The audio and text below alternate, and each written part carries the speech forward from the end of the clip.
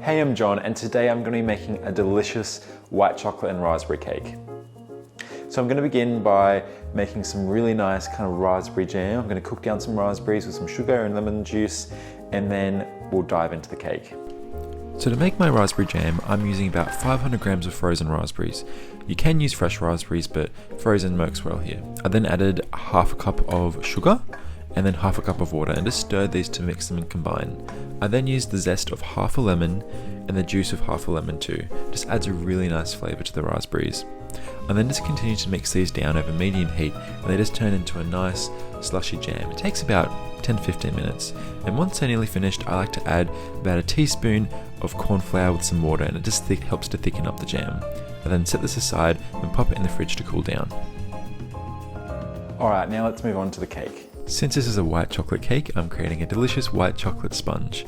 And to do that, I melted 150 grams of white chocolate and 2 cups of milk over low heat in a saucepan. Once it's all melted, I set it aside to cool down and moved on to creaming my butter and sugar. I used 250 grams of softened butter and 2 cups of caster sugar. So I just creamed these together and then added 4 eggs. I added 1 egg, mixed it really well together. I also make sure to scrape down the bowl properly so that nothing gets left behind on the bottom. Then on the last mix, I added about 2 teaspoons of vanilla extract. Before moving on to my dry ingredients, I used 3 1/3 cups of plain flour, 1 tablespoon of baking powder to raise the cake, and then combine my mixtures. So it's important to add 1/3 of the flour, mix well, and then half of the melted white chocolate and milk, and then another 1/3 of the flour, and then the other half of the white chocolate and milk, and then the remaining flour. Now it's important to do it in stages just because it's a big cake and it needs to combine properly. You should end up with a nice, smooth, fairly runny mixture at the end. So this is our cake mixture done, and I'm making a 3-layered cake today. So I have 3 pans in front of me. So I've set the oven to preheat to 160 degrees Celsius. So I'm just going to divide these, cook it, and then we'll get on to decorating. So I sprayed a light layer of oil over my base so the cake didn't stick, and then popped each of them in the oven for about 20 minutes on 160 degrees Celsius, making sure to check with the skewer to see when they're ready. While my cakes were cooking, I moved on to the icing. So I'm making a delicious white chocolate ganache. I added 300 milliliters of cream and 300 grams of white chocolate. I just melted this slowly over a double boiler, but you can use a microwave if you want to. I added a little bit of vanilla just for some extra flavor, and then continued stirring until it melted. Once it all melted, I put some Glad wrap over it and then put it in the fridge to cool down. Alright, so everything has cooled down really nicely now. I've had my raspberry kind of jam in the fridge, and I've had my white chocolate ganache in the fridge, so my melted white chocolate and cream. And I have my 3 cakes here. Now the 3 cakes I've just allowed to cool completely, and I've just cut the top off a couple of these that had the tops weren't quite even. We want a nice firm base. Now what I'm gonna do before I make my chocolate ganache, I'm gonna whip up that melted cream and white chocolate, and it'll become nice and thick. I'm gonna use that to surround the cake. I'm just gonna save a little bit of this raspberry, because this raspberry will be for the kind of filling on each layer of the cake. I'm gonna pop some of this white chocolate ganache in this squeezy bottle with the raspberry, because what I'm going to do, I'm going to have some raspberry white chocolate drips. So if you can imagine, they'll drip down the sides of the cake. So I'm just going to save some of that before I whip all of this up. As you can see, when the white chocolate ganache has cooled down like this, it gets kind of much thicker, but I'll whip it up with a lot of air and it'll get nice and thick, and it'll become much whiter as well. So I don't need a lot of this, but I'm going to try and not make too much of a mess, which we'll see. May not be the easiest, but oh well. All right, a little bit of this lovely red goodness. All right, so I'm setting that to the side, and I'm gonna whip up my white chocolate ganache.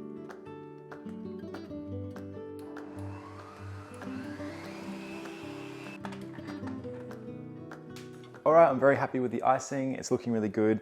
I'm gonna start layering this cake. Now, to start, I'm just gonna grab a tiny little bit, and it's like the consistency of whipped cream, but I chose white chocolate ganache because it isn't quite as strong as buttercream or cream cheese icing. It can be overpowering. I wanted this to have the white chocolate flavor and the raspberry. So I'm just gonna spread a tiny bit on here just to hold the cake down. And then I'm gonna pop my first layer on here. So very carefully, might be safer and easier just to go a bit of a flip like that. And there we go, press down nicely. So what I'm kind of going for here is I'm gonna pop this icing. Now, probably would have been actually easier to pipe this, but it's okay. I'm just gonna spread it gently over here.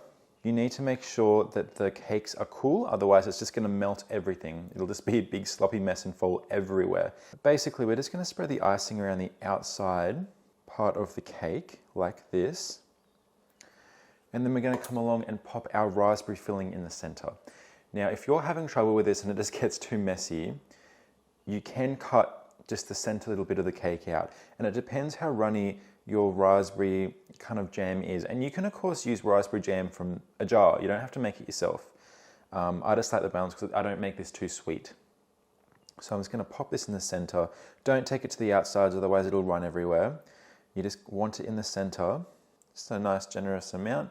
So when you cut into it, it's nice and, you know, obvious in the center. Just like this.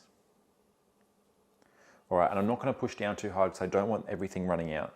So I'm happy now with its position. I'm gonna pop all this in the fridge, probably about half an hour just so it firms up a bit, and then we'll continue on with the next layer. All right, I've just taken this out of the fridge. It's had about half an hour to cool down, and let's continue on.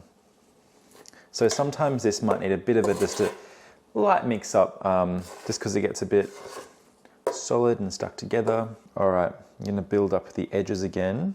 So I'm using a palette knife here, and this is going to be the easiest way really to spread this icing. All right, that's looking good.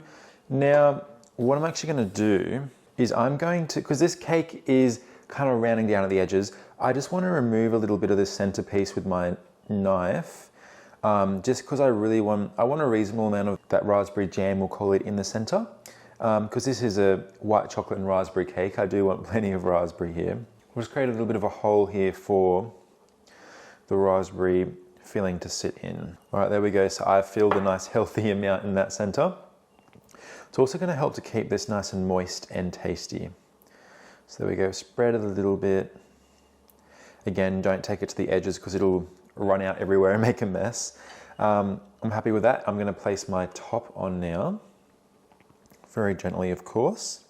And again, just carefully pat it down, but don't put pressure because everything's going to come out and make a huge mess. Now for the top, I'm thinking, I don't have a whole lot of white chocolate ganache. I'm going to use those drips down the sides. I'm just going to cut the center a little bit of this again to pop my raspberry jam in the center. Some of this. And I'm just going to spread it around the outside of the cake. Now, here's the other thing. If it's still a bit kind of melted and liquidy, too liquidy, pop it back in the fridge again. The fridge is your friend here.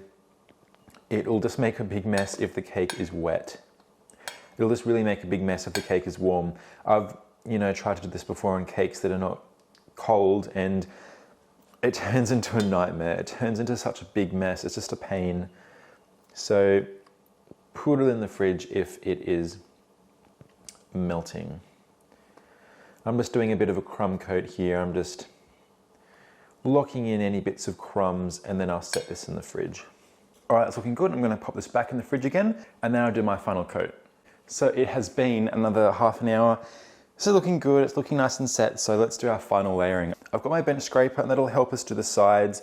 This is a nice flat surface that you can make it nice and easy to ice the cake. Let's just start by doing the outside ganache along the top here, which I actually should have done a crumb coat on as well, but oh well. So I'm trying to create a nice balanced flavor here between the raspberries, white chocolate, and obviously cake itself. And now I'm gonna have another go at the sides to try and get a little bit more on. So I'm gonna grab my bench scraper and slather it on.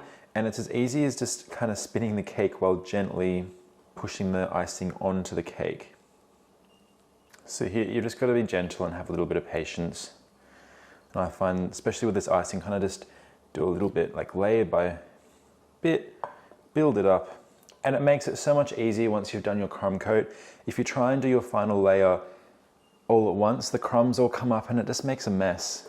Now I'm gonna add my raspberry into the center. I'm just gonna spoon this on, probably about 4 good spoonfuls.